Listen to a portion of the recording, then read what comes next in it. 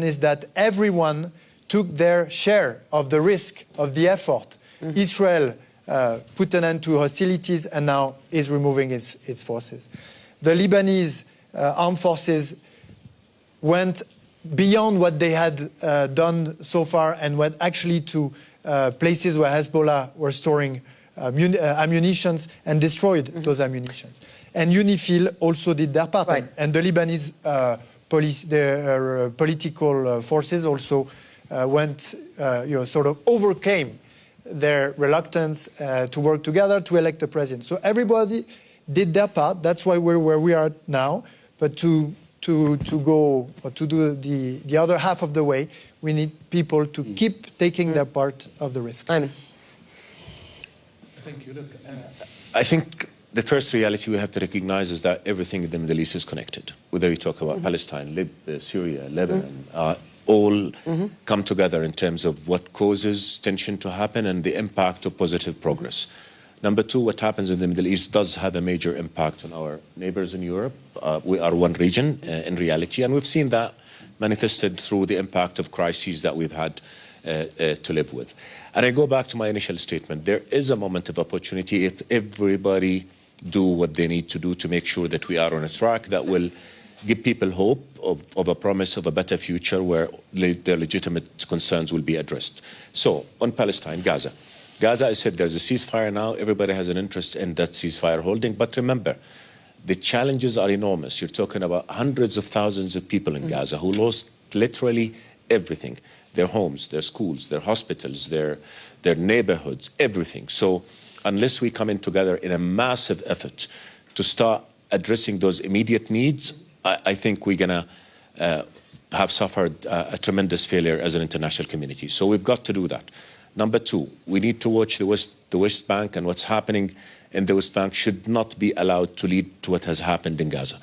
I.e., we cannot afford another war on the West Bank. This is a national security issue. This is a national security issue for Jordan, and it's also, I mean, a matter of grave security concerns for the whole region and the whole world. Yeah. So, again, what do we need to do? I think everybody knows what needs to be done. Let's think of a solution which will address the legitimate rights of both people. What is that solution? I think the majority of the world agree that the two-state solution is the answer.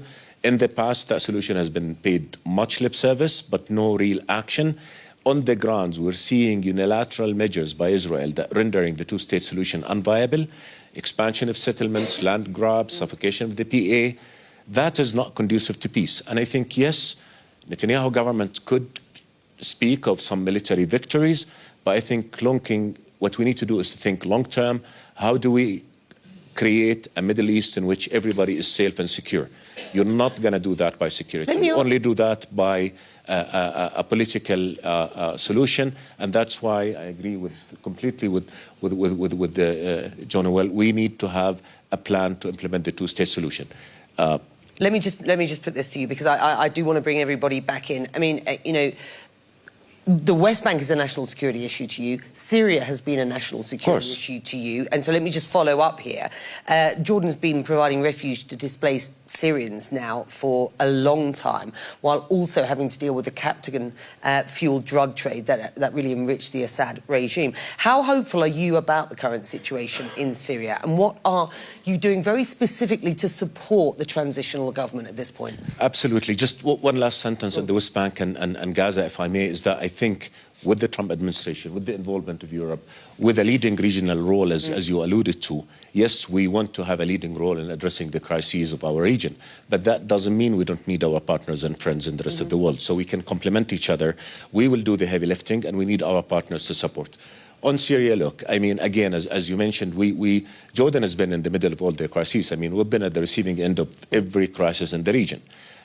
With Syria, we suffered in the past, not only in terms of drug trafficking, weapon trafficking, we've suffered economically. So now we have a new era, and I do want to believe, and I believe that the new administration in Syria, after coming to shoulder this responsibility, knowing the pain and suffering that their people have gone through, I do believe that they want to succeed, and I do believe that they know that in order for them to succeed, they need to win the trust of their people, and they need to win the trust of the region and the international community. That is, to put it simply. So I think we have engaged very deeply with our Syrian brothers from the day go. We've had very, very good conversations. We have a lot of interests that are aligned. Now, terrorism is one common threat, and as Fuad said, we see Daesh rearming, regrouping. They've acquired a lot of weapons from the stockpiles of the Syrian army. That's a challenge to all of us, and we are already in discussion on how do we deal with that threat, not just among us, but also with our partners in Europe and the States, because that's a collective thing. Number two, drug trafficking is still happening to Jordan, and that's a tremendous challenge. But again, we're in discussion with our brothers in the new administration, and we have the same interest here in ending that threat, because it is a threat to both of us. What we have to remember, though, is that I think we owe it to the new administration to be a little bit patient. They've just taken their responsibility. It's an enormous task to run a country that has been really broken down. Yeah, but how long are you going to give them? How long do you think the region is going to give Syria? How much support will they get, and how long will they be given? Look, we're very supportive. As you said, we have 386 kilometers of border with Syria. We're working together and making sure there's a flow of trade, a flow of connecting infrastructure, electricity, gas, flow of aid. All that is happening. We've also had very good meetings. We decided to form committees not just on trade and other issues, but also on security and defense, water issue. The Syrian regime violated our water rights. But then again, we're patient. We're not going to push our friends now and say we have to solve it. We've got to give them time. But I think, and we have this conversation in full honesty, because look, we have an interest in Syria succeeding, not just because we care about Syria, which we do, but because what happens in Syria will have a direct impact on us. If Syria succeeds, we all benefit. If Syria, God forbid, collapse into chaos, we will pay the price probably more than anybody else. So that said, I think they are saying the right things, as I said. I mean, they want an all-inclusive government that represents and fairly protects the rights of all citizens. They need to build the states, and we are fully supportive to them. I think they know the urgency of moving forward more than anybody else, and we're there to support Minister, them. how would you describe the support that you're getting very specifically at present from Qatar and Turkey? What is the influence? What are you being told from Riyadh? Yes. Who's offering what at this stage? Yes. More than just we hope we will help as long as the new government looks like it's inclusive and it's going to work. Yes, if you are interested in the Middle East, you can't ignore the importance of Syria. And if you want also to take authority of Syrian government, you can't ignore the concern of neighborhood. You understand our location, and also understand the neighborhood concerns. What we have been told in Riyadh and in all of our meetings in Damascus and abroad, that all the countries are interested in Syria, and they wish to Syria to be stable and secure, because the stability and the security of Syria, it will be its impact on all the region. Of course, the infrastructure is destroyed by the Assad regime, and we understand the challenges, and we give the world a high expectation from our fast overthrow of Assad regime in 12 days, and we understand this, but the world also should be patient for us. Now we are just in 50 days, and of course we need a brilliant and a very good example of a new Syria, but we need also the support of international community and our country in our region. You and I were at the same supper the other night with Javad Zarif, who wished the new Syrian leadership a lot of success. Yes, and this was his view, not perhaps a view from Tehran, but this was Zarif's view. He sort of overlooked the influence that Iran has had through its proxy Hezbollah, although he wouldn't admit to that, in supporting Assad in the past. But he certainly wished you the best. I wonder, how much are you prepared to have relations with Iran, if at all? What is your perception about where Syria should position itself with regard Iran at present? And to Minister Barrot, France, the UK and Germany have recently held talks with Iran aimed at potentially reviving the Iran nuclear deal. Javad Zarif told me at this same supper that Tehran is willing to engage with the new Trump administration, but insists that Washington must purchase its ticket back at the negotiating table. And he very specifically said the price has gone up. To which you say what? Let me start with you, and I'll come back to you, Assad. Let's start with Minister Barrot. No, so earlier in the conversation, in the introduction, when you were speaking about the temperature itself generally, because we're seeing that there are different situations, even though they're all interconnected. And if the temperature seemed to have gone down across countries, it's also because the main source of temperature and instability has kind of broken down. And this is the Iran so-called axis of resistance. Some will argue that Israel is also a reason for why we have had such significant temperature increases across the region. But anyway, I understand your point. The very significant temperature increase over the past 2 years is the 7th of October that Iran supported, and the 8th of October regarding Lebanon, which is the attacks of Hezbollah against the north of Israel. Yeah. No, this does not sort of preclude Israel and its responsibilities, but the fact is that the axis of resistance has largely broken down. With respect to Iran, again, a topic that we're clearly going to keep working on very closely because it touches upon our own security interests.